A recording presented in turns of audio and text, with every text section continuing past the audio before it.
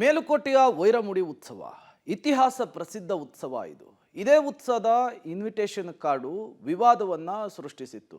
ಈಗ ಜಿಲ್ಲಾಡಳಿತ ಇದನ್ನ ಸರಿಪಡಿಸುವಂತಹ ಕೆಲಸಕ್ಕೆ ಮುಂದಾಗಿದೆ. ಏನದು ವಿವಾದ, ಯಾಕಾಗಿ? ಬನ್ನಿ ಕುರಿತಂತೆ ಒಂದು ವರದಿ ಇದೆ, ನೋಡ್ಕೊಂಡು ಬರೋಣ. ಮೇಲುಕೋಟೆ ವೈರಮುಡಿ ಉತ್ಸವಕ್ಕೆ ಚಾಲನೆ. ಸ್ಪಾನ್ಸರ್ಸ್ಗಳ ಮೊರೆ ಹೋಗಿ ಜಿಲ್ಲಾಡಳಿತ ಎಡವಟ್ಟು. ತೀವ್ರ ಟೀಕೆಯ ಬಳಿಕ ಮತ್ತೆ ಹೊಸ ಆಮಂತ್ರಣ ಪತ್ರ. ವೈರಮುಡಿ ಉತ್ಸವದ ಆಹ್ವಾನ ಪತ್ರಿಕೆಯಲ್ಲಿ ಸ್ಪಾನ್ಸರ್ಸ್ಗಳು ಈ ವಿಚಾರ ಸಾಕಷ್ಟು ಸದ್ದು ಮಾಡಿತ್ತು. ಸರ್ಕಾರದ ಬಳಿ ಹಣ ಇಲ್ವಾ ಅಥವಾ ಅಧಿಕಾರಿಗಳು ಜೇಬ್ ತುಂಬಿಸಲು ಈ ಕೆಲಸಕ್ಕೆ ಕೈ ಹಾಕಿದ್ದಾರಾ ಅನ್ನುವಂತಹ ಚರ್ಚೆ ಶುರುವಾಗಿತ್ತು. ಇದೀಗ ಮಂಡ್ಯ ಜಿಲ್ಲಾಡಳಿತ ಮಾಡಿದ ಎಡವಟ್ಟನ್ನ ಸರಿಪಡಿಸಿಕೊಂಡು ನೂತನ ಆಹ್ವಾನ ಪತ್ರಿಕೆಯನ್ನ ಬಿಡುಗಡೆ ಮಾಡಿದೆ. ಹೌದು, ನಿನ್ನೆಯಿಂದ ಆರಂಭವಾಗಿರುವ ವೈರಮುಡಿ ಉತ್ಸವ ಏಪ್ರಿಲ್ 4ರವರೆಗೂ ಕೂಡ ನಡೆಯುತ್ತೆ. ಇದರಲ್ಲಿ ಮುಖ್ಯವಾಗಿ ಮಾರ್ಚ್ 28ರಂದು ನಡೆಯುವ ವೈರಮುಡಿ ಕಿರೀಟೋತ್ಸವ ಪ್ರಮುಖವಾಗಿದ್ದು, ಈ ಉತ್ಸವ ನೋಡಲಿಕ್ಕೆ ದೇಶದ ಮೂಲೆ ಮೂಲೆಗಳಿಂದ ಲಕ್ಷಾಂತರ ಭಕ್ತರು ಬರ್ತಾರೆ.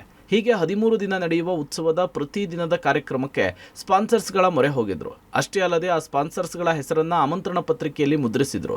ಅದರಲ್ಲೂ ಮಾರ್ಚ್ 28ರ ಕಿರೀಟ ಉತ್ಸವಕ್ಕೆ ತಮಿಳುನಾಡು ಮೂಲದ ವ್ಯಕ್ತಿಯ ಹೆಸರು ಆಹ್ವಾನ ಪತ್ರಿಕೆಯಲ್ಲಿ ಮುದ್ರಣವಾಗಿತ್ತು. ಈ ವಿಚಾರ ಸಾರ್ವಜನಿಕ ವಲಯದಲ್ಲಿ ಸಾಕಷ್ಟು ಟೀಕೆಗೆ ವ್ಯಕ್ತವಾಗಿತ್ತು. ಯಾವ ಮಾನದಂಡದಲ್ಲಿ ಸ್ಪಾನ್ಸರ್ ಅನ್ನ ಪಡೆಯಲಾಗಿದೆ, ಅವರ ಹೆಸರನ್ನ ಹೇಗೆ ಆಯ್ಕೆ ಮಾಡಿ ಆಹ್ವಾನ ಪತ್ರಿಕೆಯಲ್ಲಿ ಮುದ್ರಿಸಿದ್ರಿ ಅಂತ ಹೇಳಿ ಪ್ರಶ್ನೆ ಮೂಡಿತ್ತು. ಯಾವಾಗ ಈ ವಿಚಾರವಾಗಿ ಚರ್ಚೆ, ಟೀಕೆ ವ್ಯಕ್ತವಾಯಿತೋ ಆಗ ಜಿಲ್ಲಾಡಳಿತ ಎಚ್ಚೆತ್ತುಕೊಂಡು ಸ್ಪಷ್ಟೀಕರಣ ಕೊಟ್ಟಿದೆ. ಇದೀಗ ಹೊಸ ಆಹ್ವಾನ ಪತ್ರಿಕೆಯನ್ನು ಮುದ್ರಣ ಮಾಡಿ ಜಿಲ್ಲಾಡಳಿತ ಬಿಡುಗಡೆ ಮಾಡಿದೆ. ಈ ಮೂಲಕ ಸ್ಪಾನ್ಸರ್ ವಿಚಾರವಾಗಿ ಎದ್ದಿದ್ದ ಗೊಂದಲಕ್ಕೆ ತೆರೆ ಎಳೆಯುವ ಕೆಲಸವಾಗಿದೆ.